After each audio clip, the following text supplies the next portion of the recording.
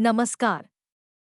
इकाई 4 अधिगम कौशलों में विकास पर आधारित है, जो मुख्य रूप से बच्चों में अध्ययन की आदतों को सुधारने और परीक्षा की तैयारी के लिए प्रभावी कौशल विकसित करने पर केंद्रित है। आपकी परीक्षा की तैयारी के लिए इस अध्याय का सारांश निम्नलिखित प्रमुख बिंदुओं में विभाजित है। एक अध्ययन के प्रति सकारात्मक दृष्टिकोण, एटीट्यूड टुवर्ड्स स्टडी।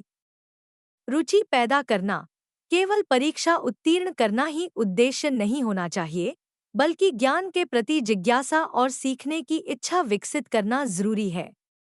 नकारात्मकता के कारण घर में शिक्षा को महत्व न देना, थकान, बीमारी या स्कूल का डर बच्चों में पढ़ाई के प्रति अरुचि पैदा कर सकता है।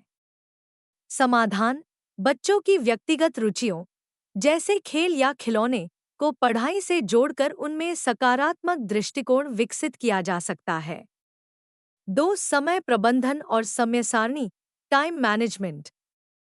नियोजन का महत्व, समय का सही विभाजन और योजना बनाने से कम समय में अधिक काम पूरा किया जा सकता है।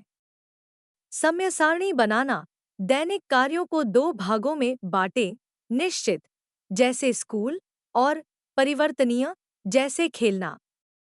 प्राइम टाइम हर व्यक्ति के सीखने का एक विशेष समय होता है जब वह सबसे अधिक सक्रिय होता है। कठिन विषयों का अध्ययन उसी समय करना चाहिए, जैसे सुबह या शाम। 3 अध्ययन के प्रभावी कौशल, स्टडी स्किल्स। सरसरी दृष्टि से अध्ययन, स्किमिंग, किसी पाठ को गहराई से पढ़ने से पहले उसे एक बार सरसरी तौर पर देख लेना चाहिए। इससे विषय की रूपरेखा और मुख्य बिंदुओं का पता चल जाता है। उद्देश्यपूर्ण पठन, अध्ययन हमेशा किसी उद्देश्य के साथ होना चाहिए। यदि आप पहले से जानते हैं कि आपको किन प्रश्नों के उत्तर ढूंढने हैं, तो अध्ययन अधिक प्रभावी होता है। सामान्य से विस्तृत की ओर, पहले पाठ की सामान्य अवधारणा बनाएं, फिर प्रश्न पढ़ें और अंत में विस्तार से अध्ययन करें।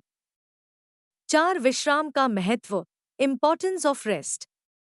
ब्रेक लेना, लगातार पढ़ने से होने वाली ऊब को दूर करने के लिए अध्ययन के बीच में छोटा अंतराल या विश्राम आवश्यक है।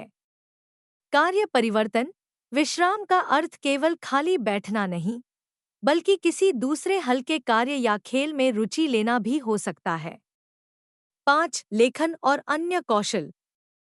अध्याय में शब्द भंडार के विकास, वाक्य रचना और तथ्यों के तार्किक प्रस्तुतिकरण पर भी जोर दिया गया है, जो परीक्षा में बेहतर उत्तर लिखने के लिए अनिवार्य हैं। परीक्षा के लिए सुझाव, अपनी एक व्यावहारिक समय सारणी बनाएं जो थकाने वाली न हो।